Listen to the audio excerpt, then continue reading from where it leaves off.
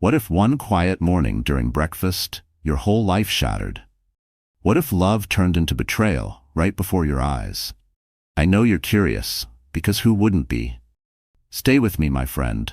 This story is going to grab your soul and not let go.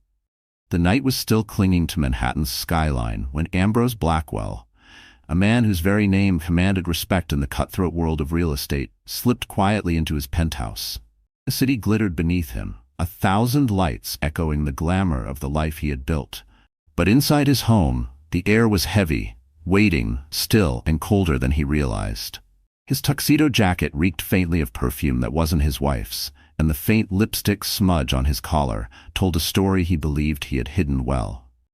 To Ambrose, the night had been a triumph, a gala with investors, a champagne-soaked celebration, and the intoxicating company of his mistress. He thought he was untouchable, a king at the height of his reign. What he did not know was that his empire was about to tremble, not from the stock market, but from the fragile hands of the woman he had once vowed to love.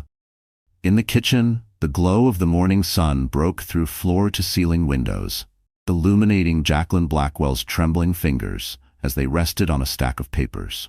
She was 6 months pregnant, her belly a quiet testament to promises broken, to a future that suddenly seemed uncertain. She had waited all night, sleepless and hollow-eyed, replaying every whispered rumor, every unexplained absence, every perfumed trace that clung to her husband's clothes. Tonight, the truth had become unbearable, undeniable.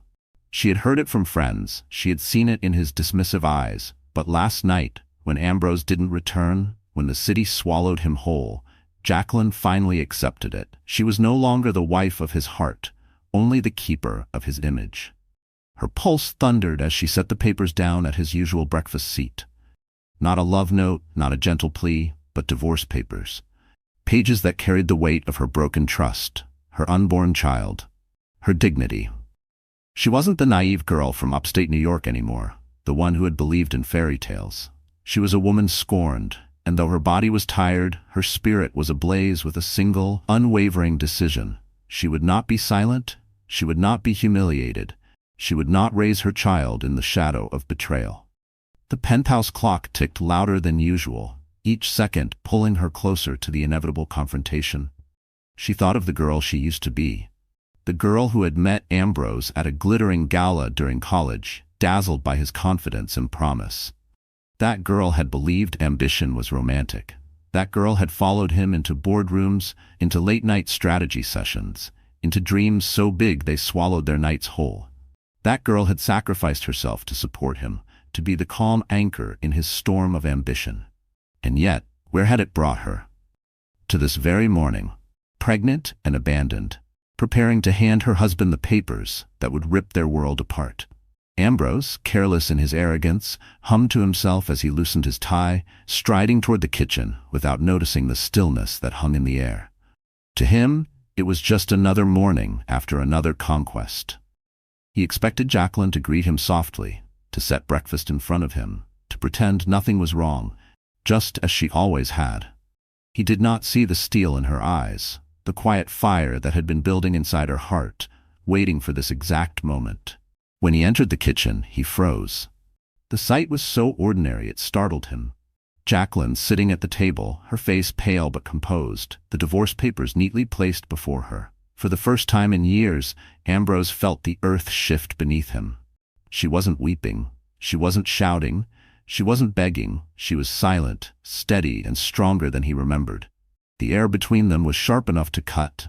"Good morning," she said softly, her voice trembling not with weakness, but with restrained fury. "I thought you'd like something different for breakfast today." Her hand slid the papers across the table toward him. Ambrose blinked, uncomprehending at first. Divorce papers? Here, in his sanctuary? He forced a smirk, the kind that had charmed countless investors and disarmed rivals. "Jacqueline, darling, what is this? Some dramatic gesture?" His words dripped with condescension, but even as he spoke them, his chest tightened. He recognized the calm in her eyes. It was the calm of someone who had already let go. Jacqueline's fingers brushed against her swollen belly, her gaze never leaving his. "It's not a gesture. It's the truth. You broke every promise. You broke me, And now, I won't let you break our child too." Her voice cracked at the word child, and for a fleeting second Ambrose saw not the woman challenging him, but the woman who had once stood beside him at the Plaza Hotel, radiant in white, her hand clasping his as they vowed forever. But that memory dissolved quickly, swallowed by the weight of his betrayal. The silence grew unbearable. Outside, the city roared with its usual morning chaos, taxis honking, sirens wailing, deals being struck. But inside the penthouse, time seemed suspended. Ambrose picked up the papers with trembling hands, his facade cracking. He tried to speak, but the words stuck in his throat.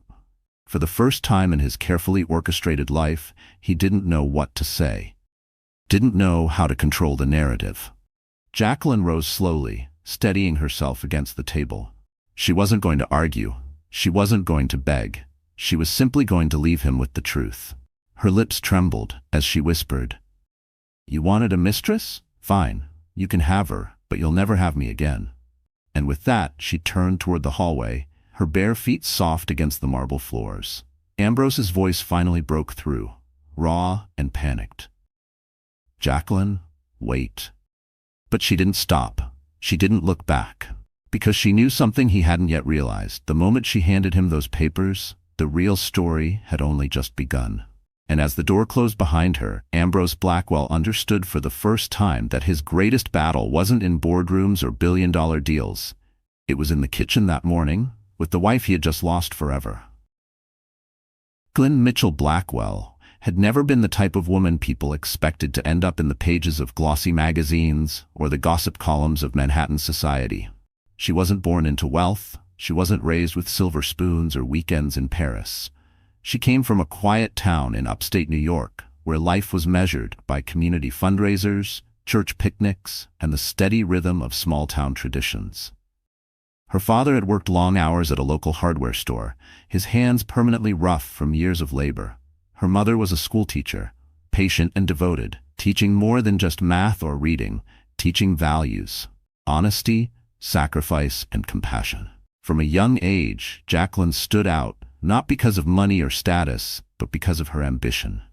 While her peers were content with the narrow world of their hometown, she dreamed of city skylines and opportunities bigger than herself. She was a girl who volunteered at every charity event, who stayed up late studying by lamplight, who believed that if you worked hard enough, you could reach the stars. Her dream was simple yet powerful: to make a difference, to matter in a world that too often ignored women who looked like her. She won a scholarship to an Ivy League university, a miracle in itself. Stepping into New York City for the first time, she felt both terrified and alive. The streets roared with ambition, with people who walked fast and talked faster, with opportunities hidden around every corner. Jacqueline threw herself into her studies, determined not to waste the gift she'd been given. She studied economics, volunteered at charity events, and balanced 3 part-time jobs to cover the expenses her scholarship didn't. Life was exhausting, but every step brought her closer to the woman she wanted to become. It was at one of those charity galas during her junior year that her path crossed with Ambrose Blackwell. She had been working the event, serving hors d'oeuvres to wealthy donors. He was already making a name for himself, an ambitious entrepreneur, carving out a slice of Manhattan real estate with his ruthless charm. She noticed him before he noticed her. Tall, confident, laughing easily among men twice his age, he looked like someone born to win. When their eyes finally met, something inside Jacqueline shifted. Ambrose introduced himself with the polish of a man who knew his power. But instead of brushing her off as another student worker, he asked her about her studies, her ambitions. She remembered being surprised by how intently he listened, how he laughed at her nervous jokes, how his gaze lingered just a little too long. For Jacqueline, who had never believed herself particularly glamorous or worldly, his attention was intoxicating. For once, she felt seen, not as the poor scholarship girl, not as the waitress balancing plates, but as a woman with dreams worth listening to. Their courtship was a whirlwind. Candlelit dinners on the Hudson, late-night walks through Central Park, weekends in the Hamptons he borrowed from business partners. Jacqueline was swept into a world she had only glimpsed from a distance. And though there were warning signs, his obsession with winning the way his phone never stopped buzzing, the occasional sharpness in his tone when she questioned him, she chose to ignore them. She told herself this was what ambition looked like. This was what it took to succeed. And Ambrose, with his magnetic confidence, made her feel like she belonged in that glittering world. By the time she graduated, she was not just Ambrose's girlfriend, she was his partner. She helped him draft business proposals, listened to his anxieties, celebrated his victories. When he proposed at the Plaza Hotel in front of 100 flashing cameras, she said yes without hesitation. Their wedding was covered in lifestyle magazines, complete with Jacqueline in a custom gown and Ambrose smiling like a man who had conquered both love and empire. But the truth was, Jacqueline had also made sacrifices, silent ones, the kind women often make in the name of love. She turned down a job offer at a prestigious nonprofit to focus on their marriage. She learned how to move in his world, how to host dinners for investors, how to smile politely at women who looked at her like she didn't belong. She convinced herself that it was temporary, that her own dreams could wait, that building Ambrose's empire together was enough. Years passed, his wealth grew, his name became synonymous with power, and Jacqueline learned to live in the shadows of his ambition. Yet she never lost her softness. She still volunteered, still believed in small kindnesses. She had a way of making people feel seen, even when she herself felt invisible. But behind closed doors, cracks began to form. Ambrose stayed out later, his explanations thinner, his temper sharper. And Jacqueline, once so confident in her worth, began to question whether she mattered to him at all. When she found out she was pregnant, her heart swelled with hope. She thought maybe this would bring them closer again. Maybe Ambrose would slow down, remember the love that had once bound them. For a brief moment, it seemed true. He kissed her belly, whispered promises of being the best father, and told her they were entering a new chapter. Jacqueline believed him because she wanted to. Because love, even when bruised, clings to hope. But the reality was harsher. As her belly grew, so did his distance. As she spent nights alone, folding baby clothes and imagining a nursery, Ambrose spent nights in hotel suites, at galas, or in the arms of another woman. Jacqueline felt the shift like a knife. The way he stopped touching her, the way his eyes drifted elsewhere, the faint perfume on his suits. Each small betrayal cut deeper than the last until she could no longer ignore what was happening. And yet, even in her pain, Jacqueline held on to dignity. She wasn't the type to scream in public, to hurl accusations. She endured quietly for the sake of the child she carried. But deep down, something inside her was hardening. She remembered her mother's words, "Never let anyone decide your worth, not even the man you love." That morning at breakfast, when she slid those divorce papers across the table, it wasn't just an act of anger. It was the culmination of years of sacrifice, of swallowed tears, of choosing silence over confrontation. Jacqueline had finally chosen herself. She had finally chosen her child. What Ambrose didn't know, what no one knew, was that Jacqueline was stronger than she had ever been. She wasn't just a wife scorned, she was a mother determined. And this was only the beginning of her transformation. Because beneath her grief, Jacqueline carried a secret that would turn Ambrose's empire upside down, and he would soon learn that betraying her was the most costly mistake of his life. The Blackwell penthouse was more than a home, it was a symbol. Perched high above Midtown Manhattan, its glass walls opened onto a city that pulsed with relentless ambition. From the living room, you could see the flashing lights of Times Square, the streaming traffic on Fifth Avenue, the glittering Hudson in the distance. Every inch of the space had been designed to impress. Polished marble floors reflected the morning light, chandeliers imported from Italy sparkled like captured stars, and art worth millions hung silently on the walls. To outsiders, this was the dream. The palace of a man who had conquered New York's real estate game. When guests stepped into the Blackwell home, they whispered in awe. They drank champagne from crystal flutes, posed for photographs against the panoramic windows, and left convinced that Ambrose Blackwell and his wife Jacqueline were the very definition of perfection.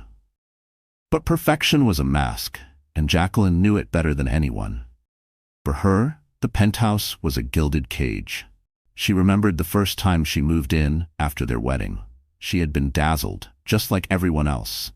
She ran her fingers along the velvet drapes, laughed at the absurd size of the walk-in closet, and thought she had finally arrived at the life she had once dreamed about.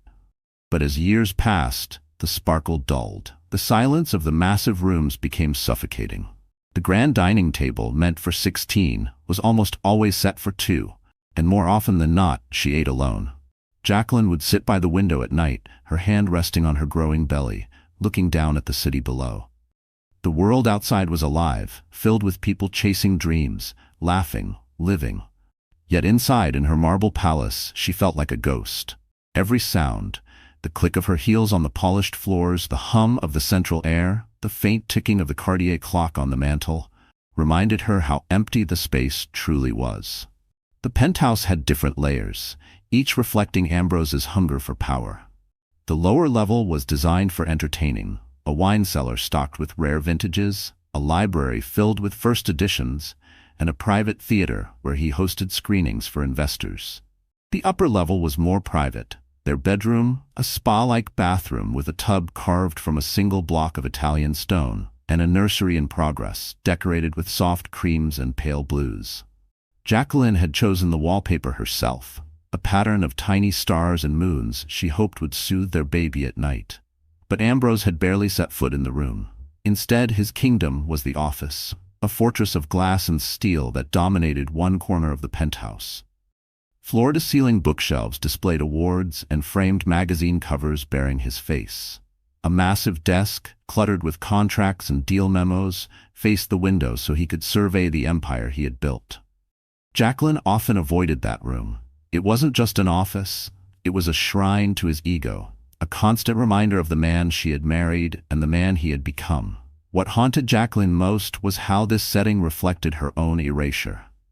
The penthouse had no trace of her touch. There were no family photographs on the walls, no silly souvenirs from their vacations, no evidence of the life they had once shared. Even in the bedroom, the decor was stark, minimalist, chosen by Ambrose's designers, not by her. Sometimes she wondered if he had ever truly seen her, or if she had simply been another accessory to his rise. The irony was bitter. The city outside celebrated Ambrose as a man of vision, a builder of dreams. But inside his own home, he had built a prison for his wife. Jacqueline tried to remind herself that this wasn't always the case. There had been moments early on when laughter echoed off the walls, when their shared dreams filled the empty spaces. But those moments had faded, replaced by business dinners, whispered phone calls, and nights when Ambrose didn't come home at all. That morning, as she slid the divorce papers across the kitchen table, Jacqueline couldn't help but glance around the space one more time.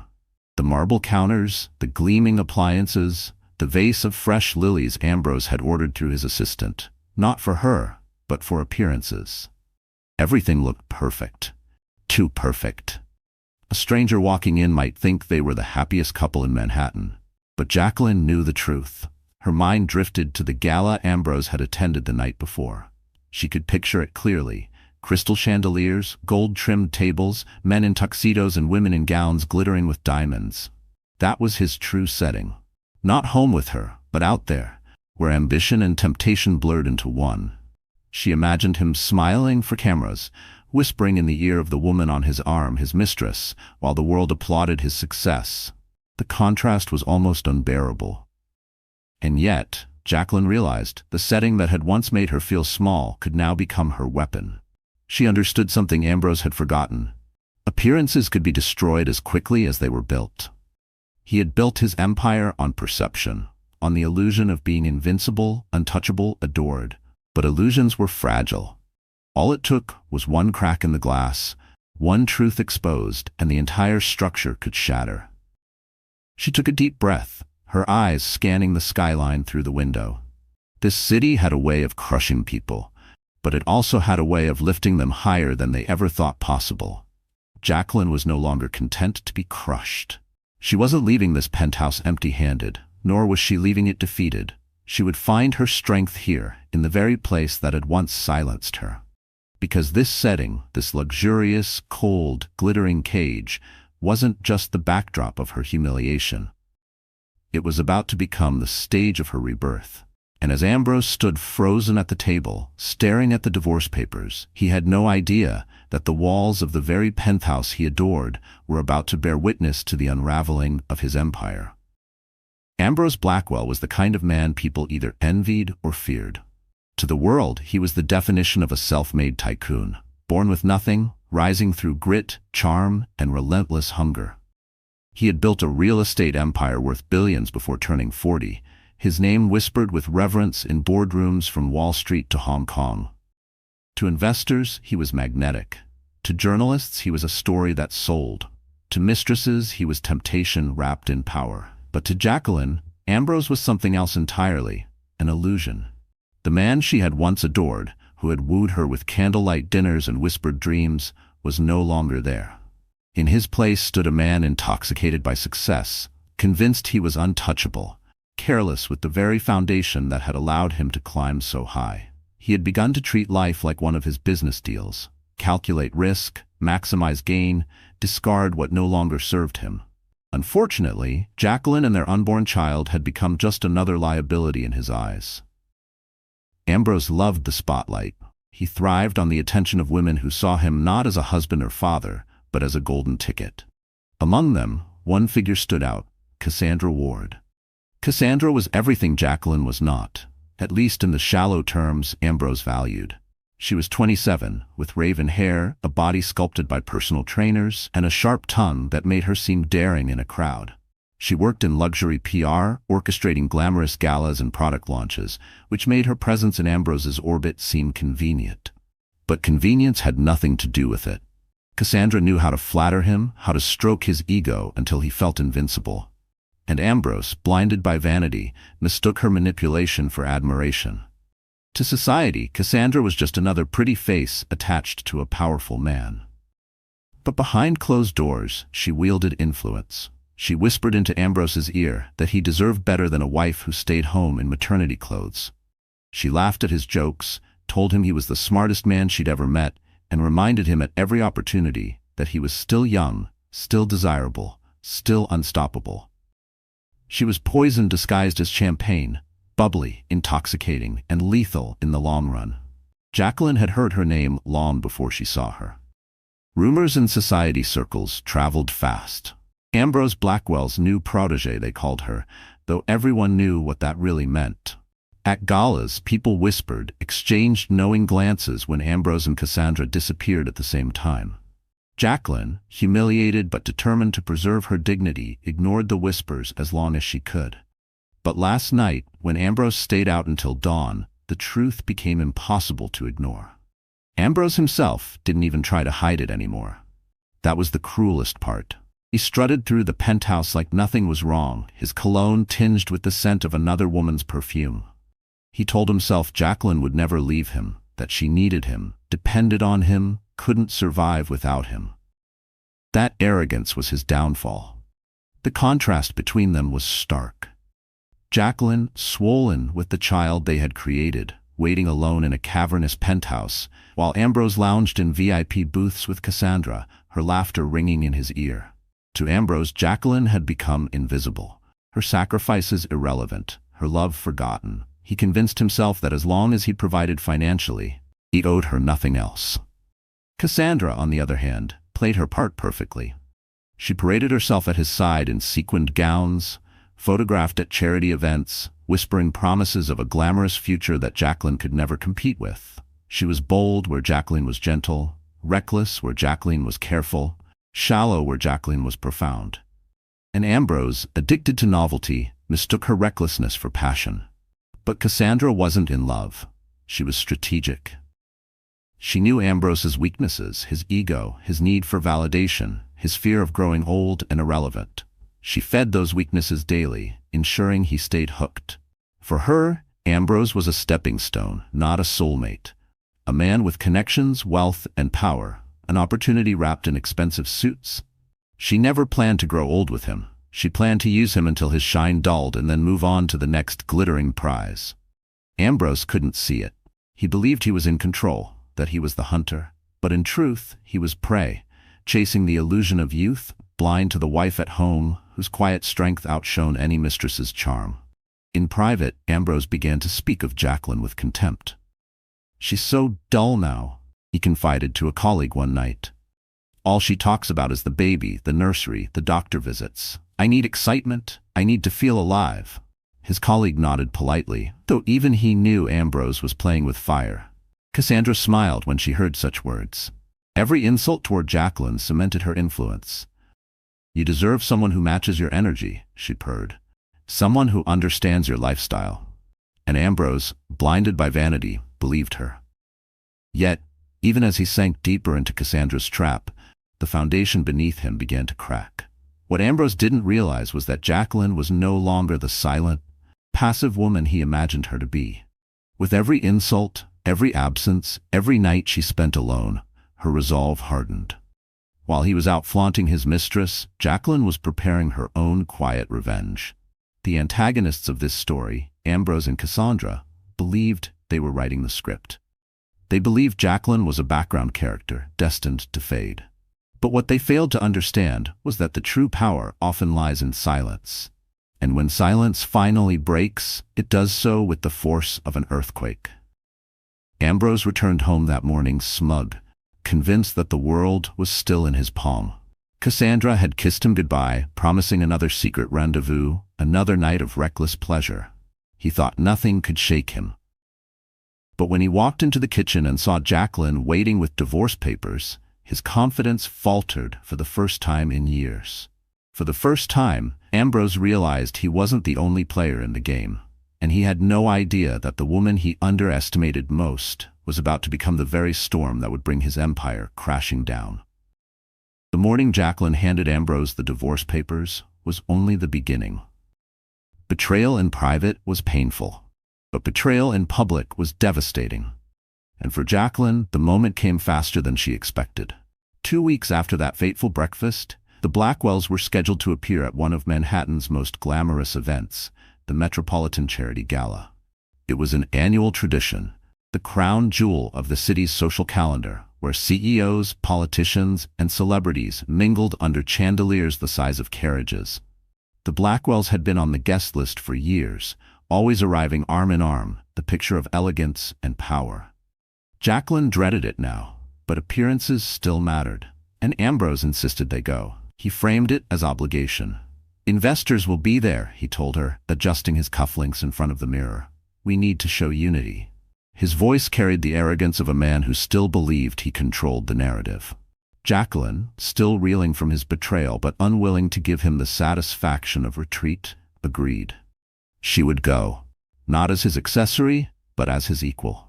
The night of the gala, the grand hall glittered with excess. Gold-trimmed tables overflowed with orchids, waiters carried trays of champagne, and a string quartet played beneath an arch of cascading crystal. Photographers clustered at the entrance, their flashes capturing every arrival. Jacqueline wore a gown of deep emerald silk that hugged her figure, her belly now a soft curve beneath the fabric. She chose it deliberately, a reminder that she carried not just the weight of betrayal, but the promise of new life. Ambrose, in his custom tuxedo, looked every bit the conquering tycoon. To the cameras, he smiled broadly, holding Jacqueline's arm, whispering staged compliments. For a fleeting moment, Jacqueline thought perhaps he understood the importance of keeping up appearances. But the illusion shattered the moment they stepped inside. Cassandra was there. She stood near the silent auction tables, draped in scarlet sequins, her lips curved in a smile that was anything but innocent. Conversations faltered as people noticed. Whispers rippled through the crowd. Everyone knew who she was. Everyone had heard the rumors. But seeing her there, bold as daylight, was something else entirely. Jacqueline's stomach tightened, but she held her head high. She had endured enough humiliation in private. Tonight, she would not falter. Ambrose, however, seemed unfazed. He greeted acquaintances, laughed too loudly, and glanced toward Cassandra with the arrogance of a man who thought no one could touch him. The betrayal reached its peak during the auction itself. Ambrose, standing before donors and investors, announced a new real estate project. Cameras flashed, applause filled the air, and then, without hesitation, he invited Cassandra onto the stage. "Ladies and gentlemen," Ambrose declared, his hand resting lightly on her back, "meet the brilliant woman helping shape this project. Cassandra Ward. Gasps erupted. Investors exchanged uneasy glances. The mistress wasn't just in the room. She was on stage, introduced by Ambrose himself. And Jacqueline, pregnant and dignified, sat in the front row, her face illuminated by the same lights that glorified her husband's betrayal. The cruelty of it stole her breath. For years, she had been the one supporting him behind the scenes, drafting speeches, soothing his nerves, smiling at events while hiding her loneliness. And now, in front of Manhattan's elite, he discarded her for another woman, as though she were irrelevant. She felt the burn of humiliation as eyes turned toward her, some filled with pity, others with judgment. A society matron whispered too loudly, "Poor Jacqueline." A younger woman smirked. He finally upgraded. But Jacqueline refused to crumble. She clasped her clutch tighter, lifted her chin, and forced her tears back. If Ambrose thought this moment would break her, he was wrong. When the presentation ended, applause scattered uncertainly. Cassandra basked in the attention, her hand lingering on Ambrose's arm. He grinned, convinced he had made a statement of power, but in reality, he had made a spectacle of disgrace. As the night unfolded, the whispers grew. "Did you see? His wife is right there. How shameless." The very people Ambrose sought to impress now looked at him with unease, and Jacqueline, silent but steady, became the figure everyone couldn't stop glancing at. There was strength in her stillness, dignity in her composure. She was not the one embarrassed, he was. Later, as guests mingled near the champagne fountain, Jacqueline excused herself from the table. She walked gracefully through the crowd, her gown brushing against polished marble floors. Heads turned as she passed, her presence commanding in a way Ambrose could never manufacture. She reached the exit doors and paused, looking back one last time. Ambrose caught her eye, a flicker of unease crossing his smug expression. For the first time, doubt crept in. Perhaps he realized then that Jacqueline's silence was not submission. It was strategy. Jacqueline left the gala without a word, stepping into the cool night air. The city buzzed around her, indifferent to her pain, yet strangely liberating. For the first time in months, she felt in control. Betrayal had humiliated her in public, but it had also freed her. She no longer had to pretend. The cameras outside caught her exit, pregnant, poised, and alone. By morning, the tabloids would feast on the scandal. But instead of pity, Jacqueline would find something else: sympathy, support, and a platform she never expected. Because sometimes the very stage meant to humiliate becomes the stage where a woman rises. And as Jacqueline disappeared into the Manhattan night, Ambrose had no idea that the headlines awaiting him would mark the beginning of his downfall. When Jacqueline stepped into her car after the gala, her hands shook so violently that she dropped her clutch onto the floorboard. The emerald silk of her gown shimmered under the city lights, but inside she felt stripped bare. Humiliation clung to her like a second skin. All those people, the whispers, the cameras, it replayed in her mind like a cruel film she couldn't stop. She pressed her palms against her belly, whispering an apology to the life inside her. "I'm so sorry, little one," she murmured. "You don't deserve this." The driver asked softly if she wanted to go home. She shook her head. Home. That penthouse wasn't home anymore. It was a prison filled with memories of laughter that had curdled into lies. "Just drive," she whispered. And so they drove, weaving through the sleepless city, while Jacqueline tried to steady her breathing. She finally returned to the penthouse near midnight, though every bone in her body screamed against it. As soon as she stepped inside, the silence crashed down. The crystal chandelier above glimmered mockingly, as if to remind her that she was trapped in a palace of betrayal. She tore off her heels, her footsteps echoing across the marble as she collapsed onto the velvet sofa. Tears came then, uncontrollable and raw. For weeks she had fought to stay composed, to hide her pain behind polite smiles and steady words. But now the dam broke. She sobbed until her throat burned, clutching a throw pillow as though it could hold her together. Her body shook, her chest heaved, and for the first time since Ambrose's betrayal, she allowed herself to fall apart. It wasn't just the public humiliation. It was everything. The years of sacrifice, the loneliness, the way she had abandoned her own dreams to build his. The moments she told herself to stay silent for the sake of peace. The hundreds of nights she fell asleep alone while he was out chasing glory. Every memory rushed back like a flood, drowning her in grief. Jacqueline thought about her parents, about the values they had instilled in her.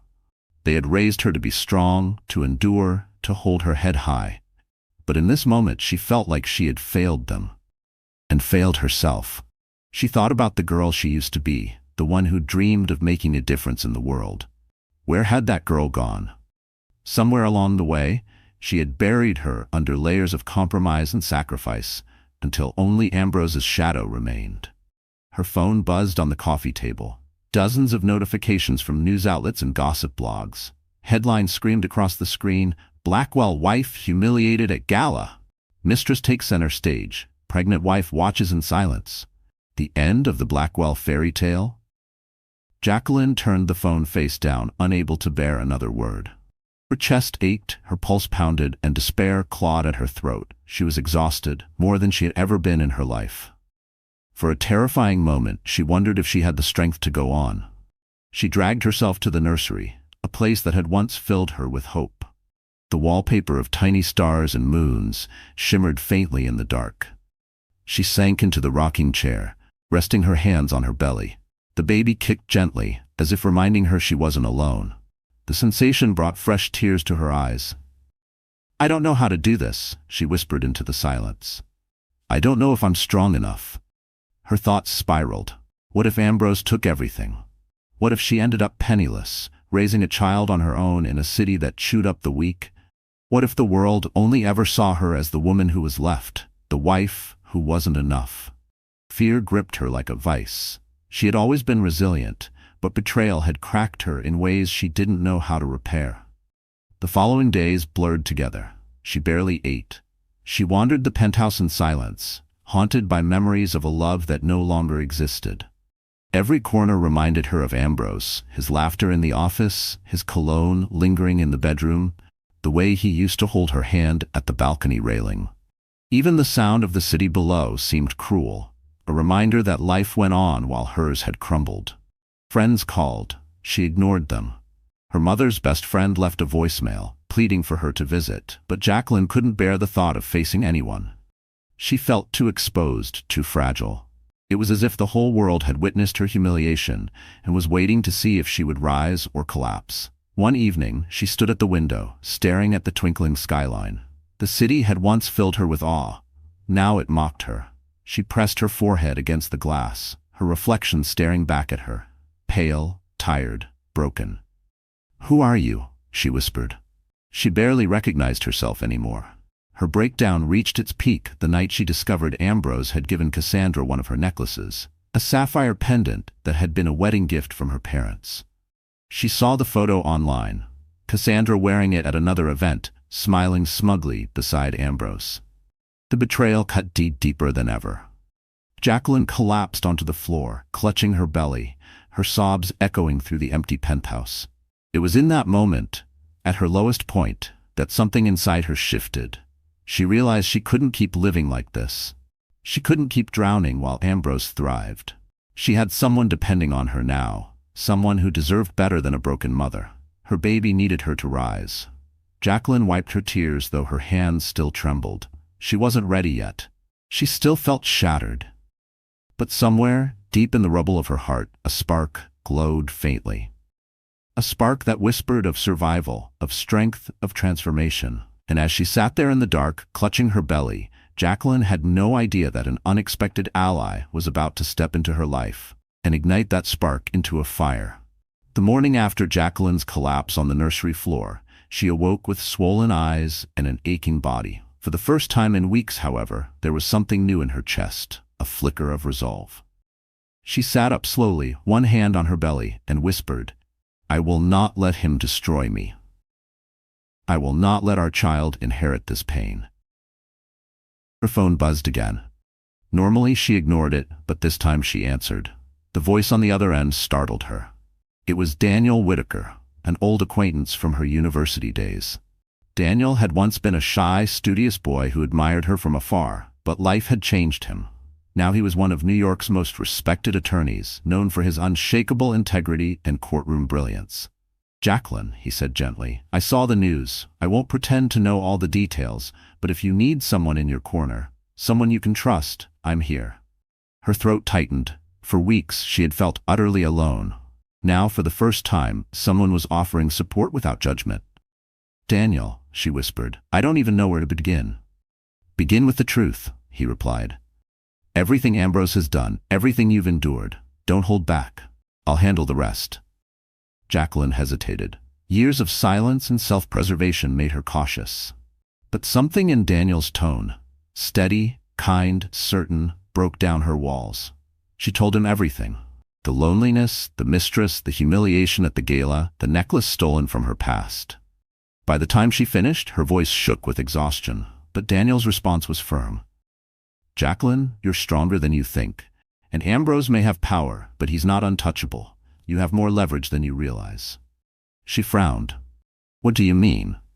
Daniel hesitated, then lowered his voice. "Ambrose's empire isn't as clean as it looks. I've seen whispers and legal filings, loopholes, shady partnerships. If he pushes you into divorce without fairness, those secrets could surface.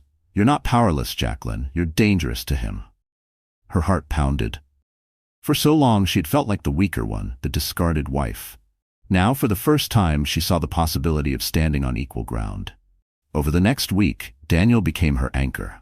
He visited the penthouse, helping her gather documents, reviewing contracts Ambrose had once asked her to sign without explanation. In her old journals, she had scribbled notes from conversations, things Ambrose let slip late at night when he thought she wasn't listening. Each scrap of information became valuable now. One evening, as they sat in the nursery surrounded by papers, Daniel leaned back in his chair. "Jacqueline, do you realize what you have here? If Ambrose tries to take everything from you, you can dismantle his entire image. You hold the match that could set his empire on fire." Jacqueline stared at the pile of evidence, her pulse racing. For years, Ambrose had made her feel invisible. But invisibility had its advantages. While he dismissed her, she had quietly absorbed details, patterns, mistakes he thought went unnoticed. And now, those details could become her weapon. The idea terrified her. She wasn't a fighter by nature. She was a nurturer, a believer in forgiveness and grace. But betrayal had forged her into something new, a woman who would do anything to protect her child. Daniel seemed to sense her fear. He reached across the table, his hand covering hers. "You don't have to become him to beat him. You just have to be brave enough to stand in the light." His words settled in her heart like a promise. She wasn't becoming Ambrose. She was becoming herself again. The woman her parents raised, the woman she had buried beneath sacrifice. Days turned into nights of preparation. Daniel coached her on what to say, how to hold her ground. Together, they built a case that could not only secure her divorce, but expose Ambrose's hypocrisy. Jacqueline began to change. She carried herself differently, her shoulders straighter, her gaze sharper. The woman who had crumbled on the nursery floor was gone. In her place stood someone reborn. But the twist wasn't only legal. Jacqueline discovered something else, something deeply personal. Late one night, Daniel admitted quietly, "Jacqueline, I don't just see you as a client. I see you as the woman I always admired, even back in college. You were light then, and you're light now, even when you don't see it." His confession stunned her. She had been invisible to Ambrose for so long that she had forgotten what it felt like to be seen. She didn't respond immediately. Her heart was still too raw, but something inside her stirred. Perhaps she wasn't unlovable. Perhaps she wasn't the discarded wife she feared she had become. Still, Jacqueline knew she had to tread carefully. Her focus wasn't romance. It was survival. It was reclaiming her life, her dignity, her child's future. Yet Daniel's presence gave her strength in ways she hadn't expected. He reminded her of the girl she used to be, the one who dreamed of making a difference, the one who believed she was worthy of love and respect. The more Ambrose flaunted his affair, the more determined Jacqueline became. She no longer cried when she saw his name in headlines with Cassandra. Instead, she saw them for what they were: distractions, smoke and mirrors. Soon, the world would see the truth. One afternoon, Jacqueline stood by the window of the penthouse, looking out at the skyline. The city no longer mocked her, it challenged her. She pressed her palm against the glass and whispered, "I'm ready." Behind her, Daniel's voice was steady. "Then let's begin. What neither of them knew was that Ambrose had already sensed the shift, and he was preparing a countermove that would test Jacqueline's courage more than ever. The woman who once hid in silence was gone. Slowly but surely, Jacqueline Blackwell was shedding the fragile shell Ambrose had forced her into, and something new, something stronger, was emerging. The change began subtly. She replaced the shapeless maternity dresses Ambrose had once mocked with elegant gowns tailored to her form, garments that celebrated her pregnancy instead of concealing it. She visited the salon for the first time in months, allowing a stylist to restore the soft chestnut waves of her hair. When she looked in the mirror afterward, she barely recognized herself. Her reflection no longer showed a woman broken by betrayal. It showed a woman reborn, glowing with both vulnerability and quiet defiance. Daniel noticed it too. When he arrived at the penthouse one afternoon, briefcase in hand, he paused, visibly struck by the sight of her. "You look powerful," he said softly. Jacqueline smiled, her hand brushing her growing belly. "I have to be," she replied, "for both of us." But her transformation wasn't just external. It was a mental rebirth. For weeks, Daniel had been guiding her through strategy sessions, teaching her how to control a narrative, how to face Ambrose without fear. At first her voice trembled, but with each rehearsal, with each affirmation, she grew steadier, sharper, fiercer. She practiced in the mirror until she could look into her own eyes and say the words that once terrified her. "I am enough. I am worthy. I will not be destroyed." The first test of this new strength came at a charity luncheon hosted by one of Manhattan's most influential socialites. Jacqueline debated not attending. After the humiliation at the gala, her instinct was still to avoid crowds. But Daniel urged her to go. "People need to see you," he said. "Not as a victim, but as a woman standing tall." And so, Jacqueline arrived at the luncheon in a sapphire gown, her head held high. The room fell silent as she entered. Conversations paused, eyes turned. The whispers began, but this time she didn't shrink from them. She walked with grace, her posture flawless, her gaze steady. Some faces softened with sympathy, others hardened with envy. But all of them watched her, riveted. When approached by reporters, Jacqueline did not flinch. "Mrs. Blackwell, how are you handling the rumors about your husband?" one asked. She smiled faintly, her voice calm. "I don't respond to rumors," she said. "I focus on truth, and the truth always comes to light." The answer spread like wildfire. Within hours, it was quoted across tabloids and blogs. For the first time since her public humiliation, Jacqueline wasn't painted as the broken wife. She was painted as dignified, composed, and unshakable. Ambrose, of course, noticed. That evening, he stormed into the penthouse, his face red with fury. "What are you doing?" he demanded. "Undermining me in front of the press?" Jacqueline stood calmly at the kitchen counter, sipping tea. "I didn't undermine you," she replied coolly. "I spoke the truth." Her calmness infuriated him more than anger ever could. He slammed his hand against the marble countertop. "You think you're clever now? You think anyone cares about you without me?" Jacqueline met his glare without flinching. "They don't care about me because of you, Ambrose. They care because they see strength, something you've forgotten how to have." For the first time, Ambrose faltered. He saw it, the spark in her eyes, the steel in her tone. She wasn't the obedient woman he had discarded. She was something else now, something he could no longer control. Jacqueline's transformation extended beyond society events and confrontations. She began volunteering again, reconnecting with her roots. She visited women's shelters, donating resources quietly, listening to stories of survival that mirrored her own. Each conversation reminded her she wasn't alone, that countless women had endured betrayal and rebuilt their lives. Their strength fueled hers, their resilience mirrored her own journey.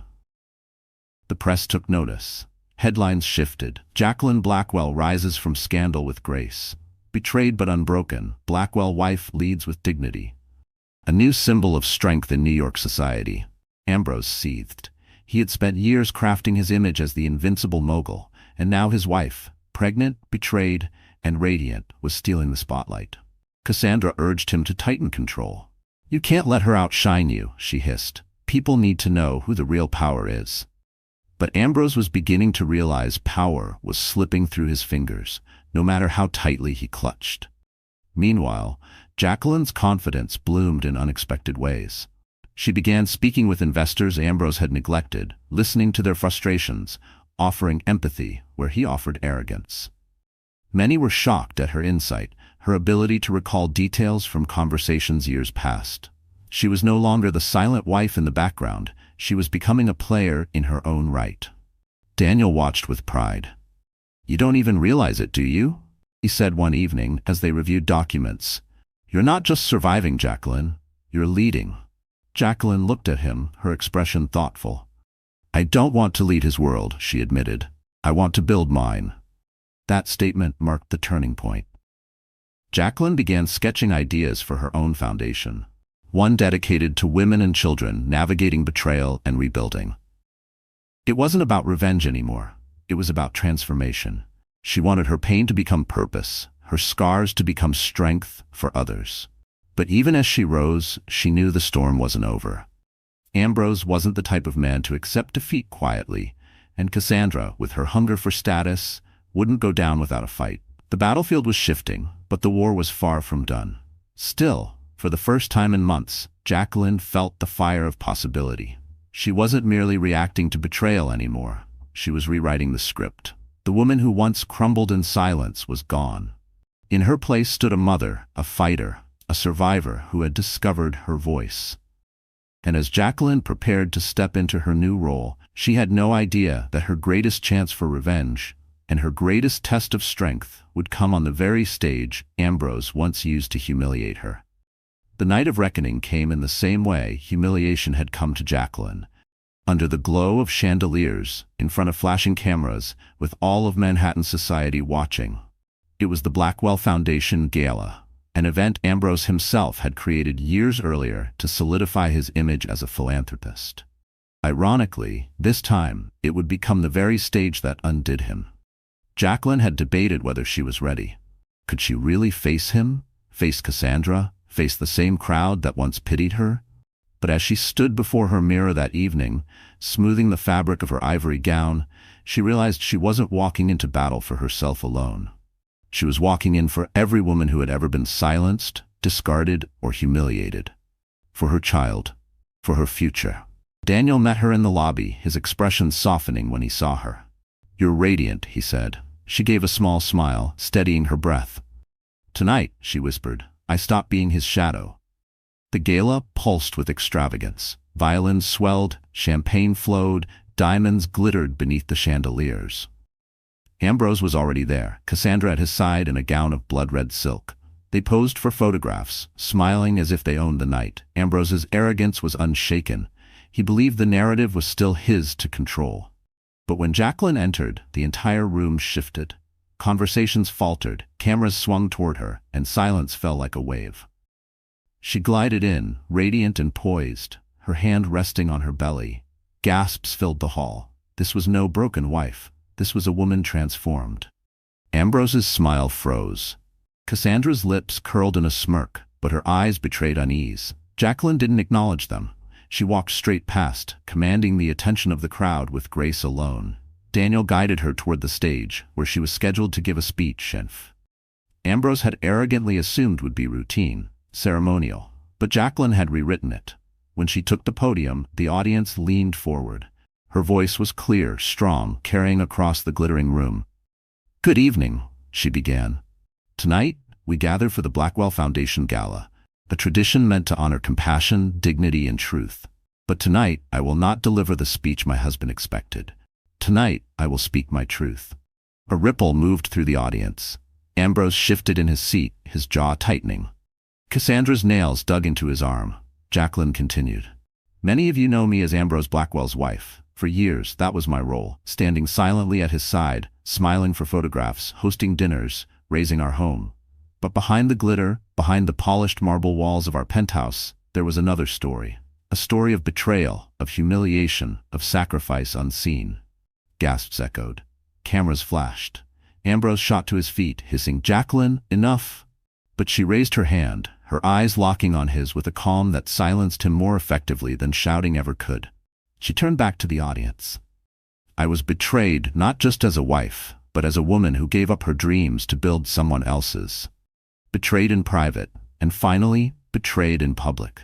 You all saw it. You all whispered, and I carried the weight of that silence alone.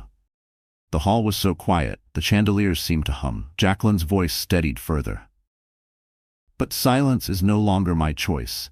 I will not be invisible. I will not be discarded, and I will not allow my child to inherit shame instead of dignity. At that, she gestured toward Daniel, who handed her a folder. She opened it, holding up the evidence they had gathered: documents, contracts, financial records. For too long, this empire has been built on illusion. But illusions crack, and tonight, I choose truth. The screens behind her lit up with projections. Contracts showing Ambrose's unethical dealings, images of Cassandra flaunting stolen jewelry, timelines that aligned his absences with fraudulent business trips. The crowd gasped louder with every slide. Investors muttered, journalists scribbled, cameras clicked furiously. Ambrose lunged forward. "This is slander," he shouted. "None of this means anything." But Jacqueline's voice cut through. "It means everything, Ambrose, because the world deserves to know the man behind the mask, and I deserve to reclaim my voice." The audience erupted, not with pity this time, but with applause. Women rose to their feet, clapping, nodding, tears in their eyes. Men who had once envied Ambrose now whispered furiously among themselves, realizing the emperor had no clothes. Ambrose stood frozen, his face pale, sweat forming at his temples. Cassandra tried to pull him back, but the photographers swarmed, their lenses capturing every crack in his composure. The empire he had spent years constructing was unraveling, thread by thread, under the weight of his wife's truth. Jacqueline stepped down from the podium, the applause still echoing. Daniel took her hand, steadying her as she walked past Ambrose. She paused in front of him, her eyes steady, her voice low but firm. "You thought I was weak. You thought I would disappear. But you forgot, Ambrose. Women like me don't vanish. We rise." And with that she walked away, leaving him standing in ruins before the entire city. But as the applause thundered, Jacqueline knew the war wasn't over. Exposing him publicly was only the beginning. The real battle, the one for her child's future, her independence, and her own soul, was still ahead. And in the shadows of the gala, Cassandra was already plotting her next move, one that could put everything Jacqueline had built at risk. The aftermath of the gala spread like wildfire. By dawn, newspapers across the country blazed with headlines: "Blackwell Empire shaken by wife's revelation." Jacqueline Blackwell exposes husband's betrayal in front of elite. From humiliation to heroine, the rise of Jacqueline.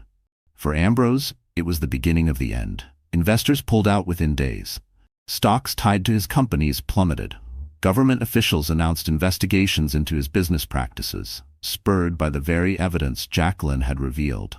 Cassandra, realizing her golden ticket was crumbling, vanished from his side almost overnight. The woman who had once whispered promises of devotion now refused to take his calls. Ambrose raged, threatened, begged, but none of it mattered. The empire he had built on arrogance and illusion was collapsing brick by brick. For the first time in years, he was powerless. And Jacqueline? She was free. The divorce proceedings, guided by Daniel's steady hand, ended swiftly and decisively. Ambrose tried to fight, but the evidence stacked against him left him cornered. Jacqueline secured financial independence, the penthouse, and full custody of her child. She had not only survived, she had triumphed. But her victory wasn't defined by money or property. It was defined by dignity. For the first time in years, she walked through the marble halls of her home without feeling like a prisoner. The space that once mocked her now felt like hers. The silence was no longer suffocating. It was peaceful. As the weeks passed, Jacqueline poured her energy into building the foundation she had once dreamed of. The Rising Light Foundation opened its doors, offering resources, counseling, and shelter to women facing betrayal, abandonment, and abuse. She spoke at events not as Ambrose's wife, but as Jacqueline Blackwell, a woman who had endured, fought, and risen. Her story resonated. Letters poured in from women across the country. Some wrote of their own heartbreaks. Others simply thanked her for reminding them they weren't alone. Each letter strengthened her resolve, proving that her pain had not been wasted. One spring afternoon, Jacqueline stood on a small stage at the foundation's opening ceremony. She wore a simple white dress, her baby bump now round and proud. The room was filled with supporters, survivors, and journalists. Daniel stood at the back, watching quietly, his gaze filled with pride. Jacqueline's voice was steady as she spoke. When my world fell apart, I thought I was finished. I thought betrayal had destroyed me. But I was wrong. It didn't destroy me. It revealed me. And I want every woman in this room, every woman who has ever been told she is not enough, to hear me clearly. You are not defined by someone else's betrayal. You are defined by your strength, your resilience, and your choice to rise. Applause filled the room. Tears shimmered in the eyes of strangers. And Jacqueline knew in that moment she had found her true purpose. 2 months later, she gave birth to a healthy baby boy. She named him Gabriel, after her grandfather, a man who had taught her the value of honor and courage. Holding him in her arms, she felt a peace she had long forgotten. His tiny fingers curled around hers, anchoring her to a future filled with hope. Daniel was there at the hospital, waiting in the hallway with flowers. He didn't push, didn't demand. He simply stood by her side, a quiet constant in the storm. Over time their bond deepened, not as a fairy tale rebound, but as something real, steady, and built on trust. He never tried to replace what she had lost. Instead, he helped her rediscover what she had always deserved. Ambrose, meanwhile, faded from the headlines. His empire crumbled under lawsuits and investigations. The man who once believed himself untouchable was reduced to whispers of pity. Jacqueline never spoke ill of him publicly. She didn't need to. His downfall was his own doing. Her silence toward him was not weakness, but closure. Years later, when Gabriel was old enough to ask about his father, Jacqueline answered with honesty, but without bitterness. "Your father made mistakes," she said softly, "but those mistakes don't define you. You are your own person, and you will grow with love, not lies." The transformation of Jacqueline Blackwell became more than just a story. It became a symbol. A symbol that betrayal does not end a woman's life, that silence does not mean weakness, that dignity can be reclaimed even after public humiliation. And as she stood one evening on her balcony, the skyline glittering before her, Gabriel asleep inside, she allowed herself a smile. The city that once mocked her now felt like a companion, pulsing with the same resilience she had discovered in herself. She whispered into the night, a promise for her child, for herself, and for every woman still struggling in the shadows. "I am not broken. I am not forgotten. I am free." And with that, Jacqueline Blackwell stepped fully into her new life, not as a victim of betrayal, not as the shadow of a powerful man, but as the heroine of her own story. All right, my wonderful friends, so the story has come to an end. You're still here with me, aren't you? If you stayed all the way to this moment, then something in Jacqueline's journey must have touched your heart too. Maybe it's the reminder that no matter how deep the betrayal, healing is possible. The Stoics used to say, "We suffer more in imagination than in reality." And Jacqueline proved that by rising above humiliation and choosing strength over despair. Her fall did not define her. Her rise did. And that's the lesson for us. Your pain can become your power, and your scars can be the map to someone else's survival. If this story resonated with you, do me a favor. Like this video, share it with someone who needs hope today, and don't forget to subscribe. Together, let's keep reminding each other. We are never broken, only becoming.